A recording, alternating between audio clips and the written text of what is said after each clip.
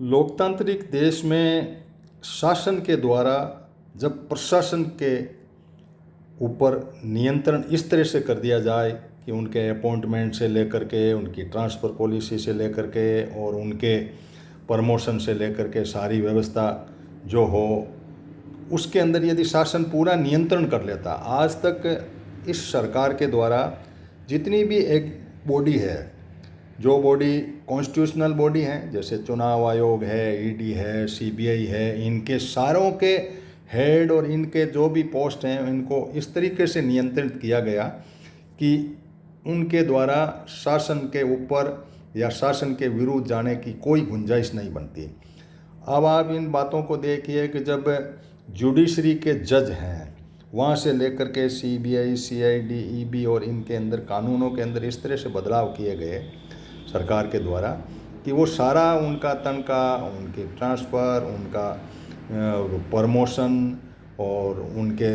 Demotion यदि नीचे भी लाना हो तो सारे पावर अपने हाथ में ले लिए। इससे क्या होगा कि कोई भी फैसला भी जाए, लो कोर्ट में भी जाए, तो न्यायालय में कानून के दायरे में है साहब, इसलिए इसको नहीं कर सकते, इसको यही है।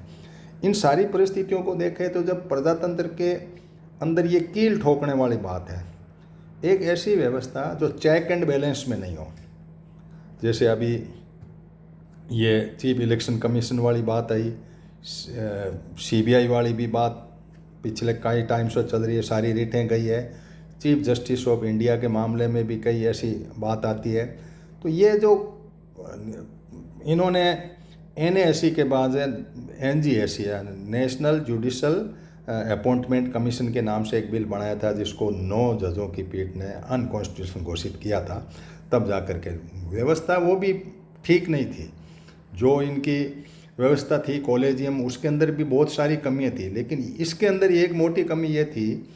कि इन्होंने पूरी चाबी अपनी हाथ में ले ली, एग्जीक्यूटिव के हाथ में, प्रधानमंत्री और इनके कैबिनेट के हाथ में सारा आ गया, राष्ट्रपति को उसको साइन करने ही होते हैं। तो हमें इन बातों के ऊपर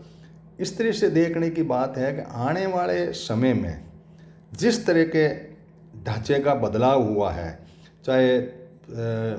जो आपका सूचना आयुक्त है उसका, चुनाव आयुक्त है उसका, OBC के आयुक्त हैं, SC ST के वो हैं, इन सब के ऊपर जिस तरीके की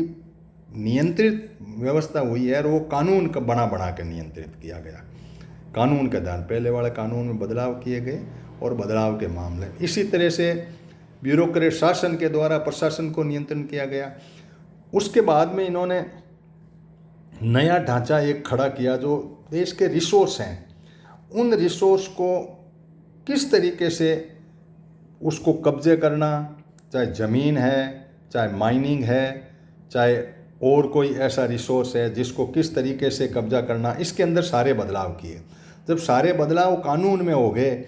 तो भ्रष्टाचार की उस रेंज से बाहर निकल गया, चेकिंग पार्टी आउट हो गई ने प्रॉपर जन विश्वास का एक बिल लिया इन्होंने। जन विश्वास का मतलब ये था कि भाई जनता में आप विश्वास करो, टैक्स चोरे तो छोड़ दो, 6 साल बाद में कोई किसी का टैक्स चोरी का मुकदमा, उसको सबको फ्री कर दो। इसी तरह से कई ऐसे बदलाव कर दिए। इंडियन पेनल कोड की धाराएं थी, जिसको BNS कहते हैं आजकल, ये नए नाम दे दिए इन्होंने, उन धाराओं को हटा के CPC का नाम से जो आपका सिविल सूट है, भाई इनको पेनल्टी भर दो, फ्री कर दो। जैसे मोटा मोटा मैं उदाहरण ये दे रहा हूँ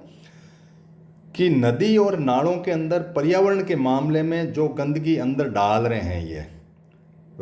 केमिकल्स वगैरह फैक्ट्रीज़ हैं, उनके लिए भी पहले ये था कि इनको सज़ा होती थी बाकायदा, उसको भी इन्होंने कहा कि आप पेनल्टी भर दो। अब नदी गंदी है, गंगा के अंदर जैसे अभी जो कुंभ मेला हो रहा है, इसके ऊपर एक रिपोर्ट आई।